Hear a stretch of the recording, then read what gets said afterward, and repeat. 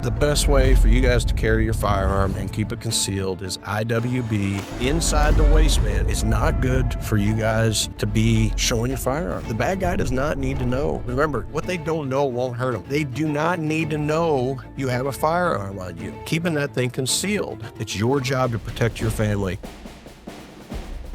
Hey guys, I'm Will Calvin. The best way for you guys to carry your firearm and keep it concealed is IWB. This is an IWB holster. It's made by DeSantis, 112-21. These are non-tuckable. Sometimes they have an extra flap and you can tuck your shirt in around them. A lot of my holsters I carry just like this right here. DeSantis and Galco are one of the more expensive brands out there, but they've got it figured out. I like their snap buttons. They're pretty hard to come on and off. Their screw system that they use, so you can change the different angle. A lot of people like it back here. I carry it more about 4 o'clock position. That's my preference. I believe it's the best way to carry your firearm. It's the best way to conceal your firearm. I used to carry it further in my back. I didn't like kind of how it rides up. This style shirt is the way to conceal your firearm the best. You know, t-shirts do fine. Polos, they're really flat. Sometimes they profile a little bit, but this shirt and these types of shirts do a very good job on concealment. Remember, what they don't know won't hurt them. They do not need to know you have a firearm on you. I carry IWB, my extra mag.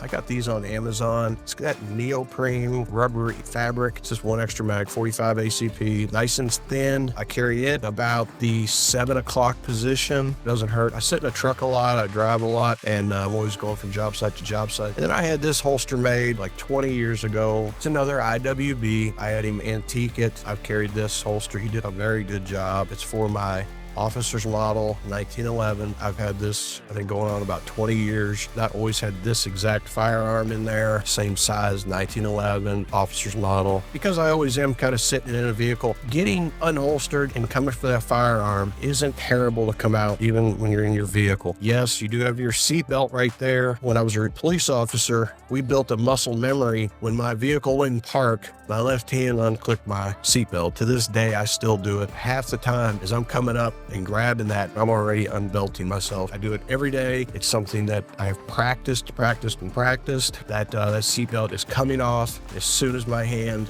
touches the gear shifter on my truck and goes to go into park. It's also a muscle memory. I reach behind me when I'm going to put that vehicle in drive. I'm reaching back and buckling up. I'm an advocate as I get older and things to trying to stick with things I know, things I'm good at, and things that I've practiced at. Just like these 1911s, 45 ACP, it just kind of comes more and more natural to me. It's been over 30 years. It was my second firearm I ever bought was a 1911, and I go back to it every time. I love the SIGs. I like my Smith & Wessons. I like revolvers. Of course, I like all guns, but the thinness of these 1911s, the 45 ACP, it just has a lot of importance to me, and I've done a lot of training with these firearms.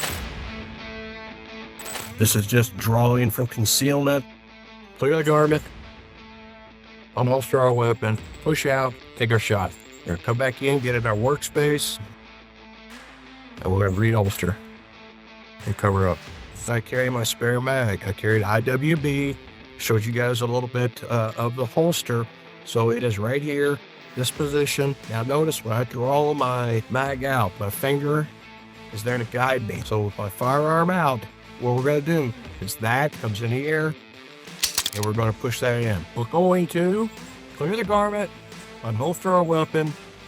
I'm gonna put 2 rounds on target, safety back on, and I will reholster my weapon. All right, here we go. Gonna go slow. This is just practice. We're not on a speed contest. You're on a speed contest when you're in the gunfight.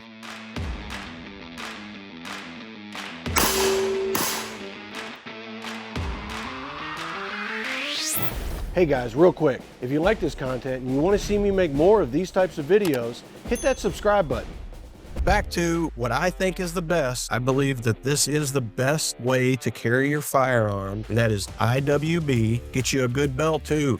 Get you something that has multiple layers of material. It's very sturdy. Even I'm carrying a 1911 and it does sag that belt a little bit. I've got the one that clicks, and I really have been through some belts in my life. I used to make some thick leather, and I think DeSantis and Galco, they make a good belt. I think of this belt that I'm wearing right now, I think I've had this for going on 2 years, maybe 3. You can't make some of those Galcos and those DeSantis leather belts, especially when you're sweating. They stretch. They do very well though when they're new. Man, they are just an awesome belt. Having the right belt, the right size pants, and the right clothing to cover up. Keep it concealed. Everyone that is protecting their family, I believe it is so important to be able to protect them. Being able to have that firearm with you when you're at the mall, when you're out driving the car, you're out to eat. With a lot of the stuff that's going on in this world, we have a lot of enemies that are in this country now. Open carry has its place for police officers and things like that. And even then, I don't like it. I've watched multiple videos where people have tried to grab these firearms off of people. It's not good. It's not good for you guys to be showing your firearm. The bad guy does not need to know. There's some crazy people out there that will just try to grab them. You can't allow that. If you get in a scuffle in tight quarters and that gun is out there and maybe they team up on you, it's you against 2 or 3 other guys that see that weapon. If you've allowed them to get that close to you, you're talking under 3 feet, you're not going to be able to draw that weapon as fast as they can get to you. Keeping your distance, allowing your family to keep their distance from the threat. And you don't always know what the threat is. People are crazy nowadays. Check out 1791. They've got some neat products out there.